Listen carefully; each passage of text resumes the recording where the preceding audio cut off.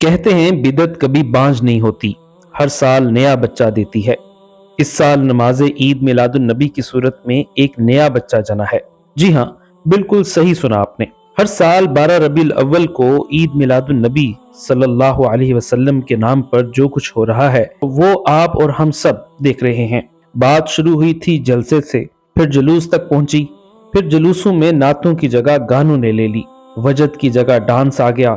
وہ خواتین جو مسجد تک نہیں جاتی تھیں کہ شریعت اجازت نہیں دیتی، وہ بن ٹھن کر بازاروں میں گھومنے لگی۔ مرد اور عورت کا ایسا اختلاط ہونے لگا کہ الامان والحفیظ۔ اور تو اور اس موقع پر قربانی ہونے لگی۔ اور کچھ سال پہلے تو ایک نوجوان نامحرم لڑکی کو خوب میک اپ کر کے چوک میں حور بنا کر بٹھا دیا گیا۔ اور اس سال تو بھارت کے شہر حیدرآباد میں ایک نئی اور سنگین بدعت کی خبر سامنے آئی۔ ایک مولوی صاحب نے 12 ربیع الاول کے دن عیدگاہ میں باقاعدہ جماعت کے ساتھ عید کی نماز پڑھائی اور خطبہ بھی دیا۔ بعد میں انٹرویو دیتے ہوئے کہا کہ یہ عمل آج سے شروع کیا گیا ہے اور آئندہ ہر سال کیا جائے گا۔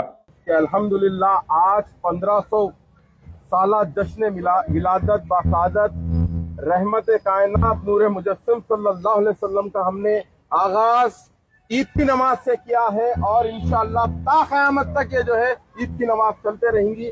معروف محدث حضرت سفیان ثوری رحمۃ اللہ علیہ کا قول ہے کہ ابلیس کو ہر گناہ سے زیادہ بدعت پسند ہے۔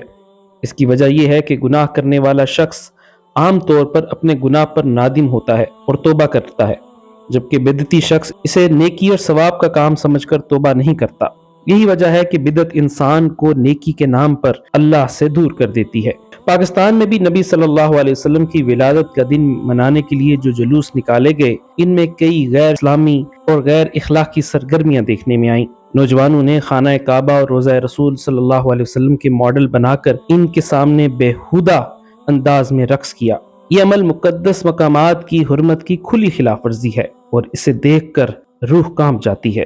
جلوسوں میں نعت خوانی اور درود و سلام کے بجائے ہندوستانی اور دیگر غیر ملکی فلموں کے گانے بجائے گئے، جس سے اس مبارک دن کی روحانیت کو شدید نقصان پہنچا۔ سب سے افسوسناک پہلو یہ تھا کہ جلوسوں میں شریک نوجوانوں نے راستے سے گزرنے والے خاندانوں، خصوصاً خواتین کو ہراساں کیا۔ اس سے عوام میں خوف اور عدم تحفظ کا احساس پیدا ہوا۔ یہ سب مقامی پولیس کی موجودگی میں ہوا، جو اس بات کی نشاندہی کرتا ہے کہ انتظامیہ کی جانب سے اس طرح کے رویوں کو روکنے کے لیے کوئی سنجیدہ کوشش نہیں کی گئی۔ 12 ربیع الاول کو جشن عید میلاد النبی صلی اللہ علیہ وسلم کے نام پر جو کچھ ہوا، وہ نہ صرف مذہبی حلقوں میں تشویش کا باعث بنا، بلکہ عمومی طور پر بھی معاشرے میں ایک سوالیہ نشان چھوڑ گیا۔ ان تمام واقعات کے پس منظر میں یہ بات واضح ہے کہ یہ صرف افراد کی غلطیاں نہیں، بلکہ ہمارے معاشرے میں بڑھتے ہوئے فکری اور عملی زوال کی علامت ہے۔ حکومت اور قانون نافذ کرنے والے اداروں کو یہ ذمہ داری لینی چاہیے کہ وہ ایسے واقعات کو سختی سے روکیں، کیونکہ جنہوں نے اس کی بنیاد رکھی اور شرعی جواز فراہم کیا تھا وہ بھی اب بے بس ہو گئے ہیں۔